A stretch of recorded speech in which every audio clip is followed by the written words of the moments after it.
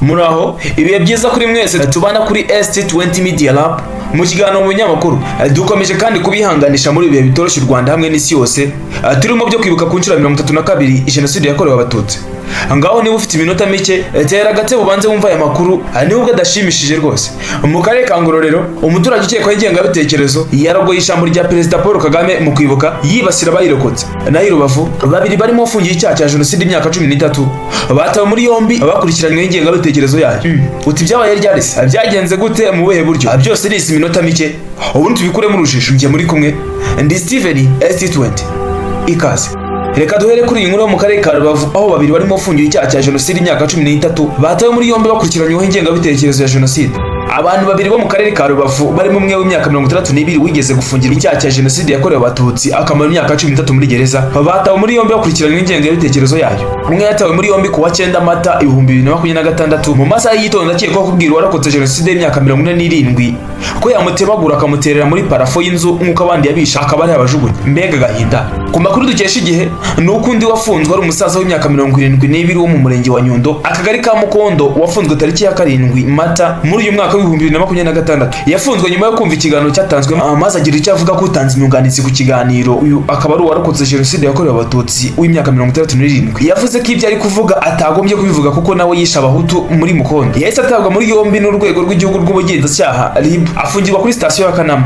Perezida wa Ibuka mu karere ka Rubavu ariwe Mbarushimana Gerard mu kiganiro na Igihe yavuze ko ibyabaye bibabaje. Ati turasaba abaturage kwirinda ingengabitekerezo ya jenoside kuko ari uburozi buzabagiraho ingaruka. Abayifite yanze kuvamo bayimiri bahitane aho kuyanduza abandi kuko ibyabo bakoze bibabaje ndetse bishengura imitima y'abarokotse jenoside.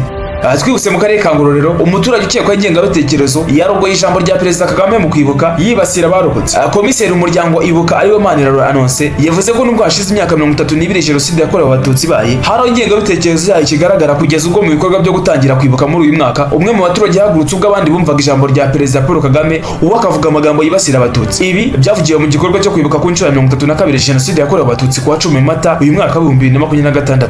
Ni igikorwa cyabereye ku rwibutso rwa jenoside yakorewe abatutsi rwa Ngororero ruri mu murenge wa Ngororero ndetse iki gikorwa cyanitabiriwe na Minisitiri w'Intebe Dr Nsengiyumva Justin. Komiseri Manirarora yavuze ko muri ako karere ingengabitekerezo ya jenoside hamwe ikiri mbisi ndetse ko ku munsi wo gutangiza ibikorwa byo kwibuka ku nshuro 32 abantu babiri bayigaragaje. Ati ejo bundi mu murenge wa Ndaro ku itariki ya 7 Mata muri uyu mwaka wa 2026 ku isaha Perezida wa Repubulika yatangaga ubutumwa bwo kwibuka jenoside yakorewe abatutsi. Umuntu umwe yarahagurutse avuga amagambo y'uruterasoni ati barimo kwibuka bibuka iki? Ntabwo nasubira muri ayo magambo. Yakomeje agira ati kuri izo tariki ya 7 Mata nanone hari umubyeyi wacitse ku icumu rya jenoside yakorewe abatutsi ndetse ari na hano umubyeyi wagerageje kwiyubaka ndetse no guharanira ubumwe bw'abanyarwanda yanga kuzimya igicaniro ku ivuko ahagarurika. Uwo munsi izo nka ze barazibye kandi zakamirwaga abana b'abanyarwanda baturanye aho ngaho. Biragaragara ko tugifite urugendo rurerure mu kurwanya ingengabitekerezo ya jenoside. Manirarora yongeyeho ko akiri ikibazo cy'imibiri y'abishwe muri jenoside ikiboneka mu bihe byo kubaka ibikorwa remezo no gucukura imirwanyasuri kandi hari ababizi binumiye. Si ibyo gusa